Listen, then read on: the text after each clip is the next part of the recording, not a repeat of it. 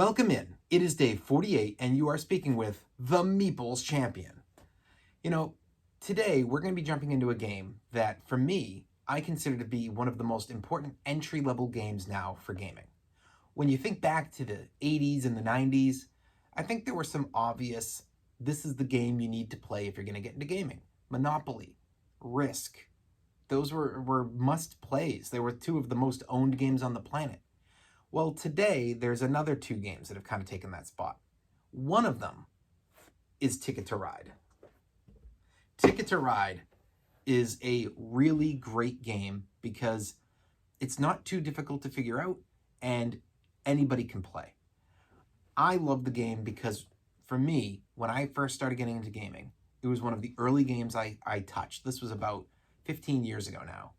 And it seemed so new and different that it wasn't overwhelming, but it was eye-opening. It was eye-opening to the idea of these pieces to put on a board and these objectives to be going for and having these cards and using color in a new way and using, the map of a world and not feeling like it was a history lesson. It was such a different idea than all the games I had played before then. So when I all of a sudden think about it now, all these years later, and people ask, well, is it still good? I go, it is good. Is it to the level of the complexity of what I deal with most of the games I own? No, but that's a good thing.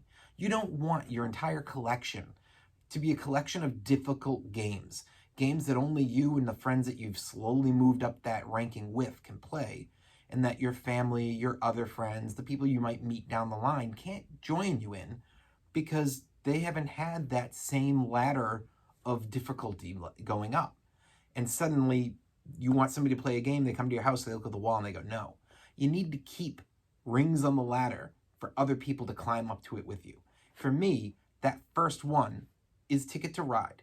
Ticket to Ride is a great game that I can still enjoy and that I introduce to new friends, to family, and really let them jump into this hobby with me and then see where they land. So let's jump right into this one and just start talking about the obvious, the 7 categories. Category 1, art. How is the art to this game? I think that the box is a pretty well-selling box. This is one of the biggest sold games now on the planet.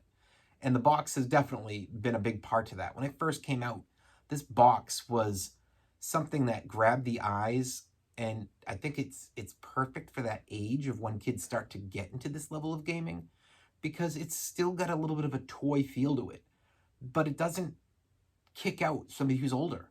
You look at it as somebody that's older and you go, oh, what's this? But you look at it as a kid and you're like, oh, wow, that's colorful. That's got a train on it. What is that? I love that. And then you look at the actual board, the pieces, the cards. It sells you this whole theme of going out, getting trains onto the tracks, and trying to traverse the United States. At least the original Ticket to Ride. Obviously, there's many different versions. I only own this one currently.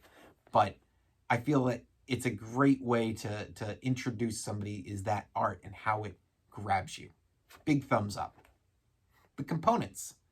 The components are, at the end of the day, your board. It's a good regular board, nothing to complain about there. I rarely have an issue with somebody's board. This is, old school classic of just the fold-out cardboard board. Great. Then you've got your cards. The cards are, as usual, very good. They're not going to easily tear on you. I've owned this game, as I said now, this copy for probably close to 15 years, and never had a card tear on me. I have no wear to the cards. I've played the copy over 100 times. You would think that in that time there would have been something to go, but it hasn't. And then you have the trains. The trains are little plastic trains. They don't break.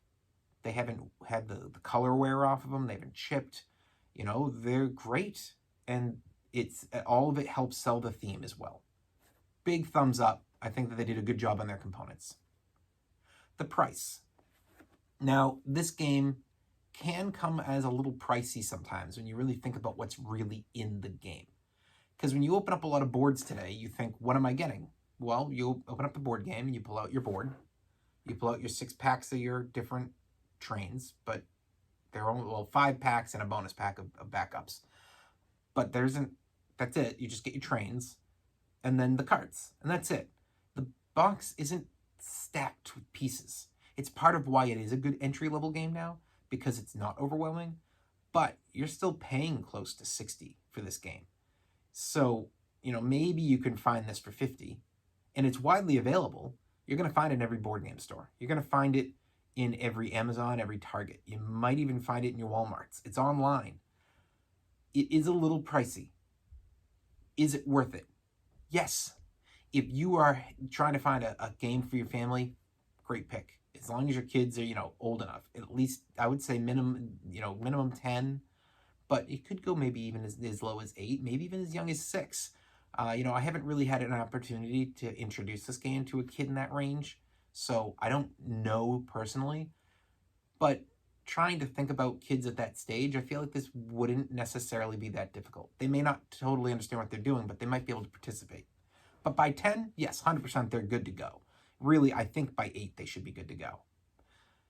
And when you're talking about a price, you're talking about how much fun you're getting out of it. How much can you use it? Well, I think you're going to get to use this a lot. So I think the price is worth it.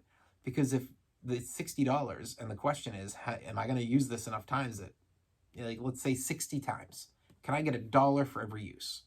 I think you will. I don't think you're going to find this game getting shelved and untouched for years.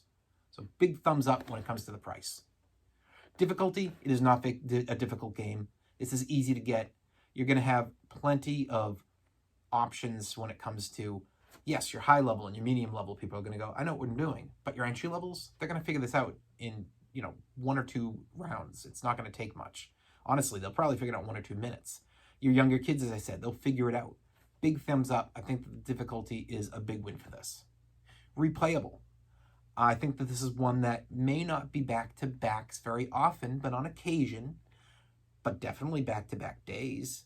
I could definitely see a family having this be, hey, we'll play Ticket to Ride game nights, at least once a month, maybe weekly. I think this is very replayable. Big thumbs up on the replayability. Your keys to victory.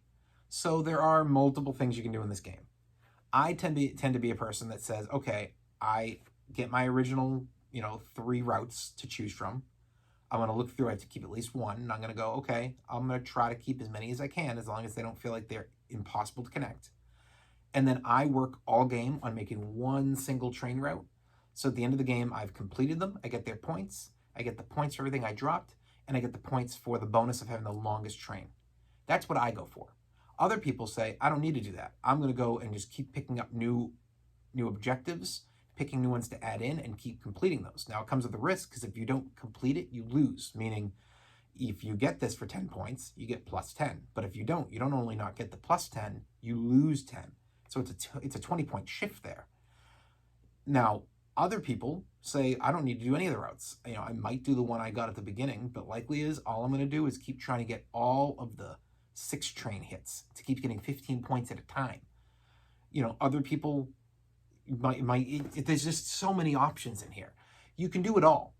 So I think that there's plenty of keys to victory, and I think that it is definitely nothing is superior to another. Every game you might find that something gets destroyed because of just what 3 people did, not because of what 1 person did. And that's what's important. Unique. It's always tough going to a game that's this old and saying unique. Was it unique when it came out? Very unique. Is it unique today? No, it's not unique today. There are a dozen Ticket to Rides. There are dozens of other train games now. There are games that use the mechanics of putting the trains on the routes. There are games that do the mechanics of having objectives and you have to keep drawing new ones. There are games that have the mechanic of being on a map. There are games that have the mechanic of the longest route. There's all sorts of them today. So it is not unique. As much as I love the game, I can't give it the unique factor just because with age, uniqueness disappears, and this is not an age now, so the uniqueness is gone. Overall, what do I think of this game? I think this is a must-play. I think this is a must-own. I think this is a game that if you're a new gamer, 100% get this game. If you are a gamer who's been playing for the last 5 to 10 years, but you tend to have a mix of people who are experienced and inexperienced that you like to play with, get this game. But if you're a gamer who's playing for 10 years and all you do is play the high-level games, don't add it to your collection. If you don't want to sit down with a new gamer or with an occasional gamer or with family to play, and you want to stick to your weekly or monthly game group and play your higher level games, you don't need this in the collection. Don't waste $60 on a game that you may pull out once every couple of years. But I think all those other level people, this is a game to add because you're going to get it to the table. Well, this has been day 48. You've been speaking with the Meeples Champion, and this has been Ticket to Ride. Share, like, subscribe to the channel, and check down below in the description. I'm going to be adding in a link to go and buy this on Amazon. I'll talk to everybody tomorrow.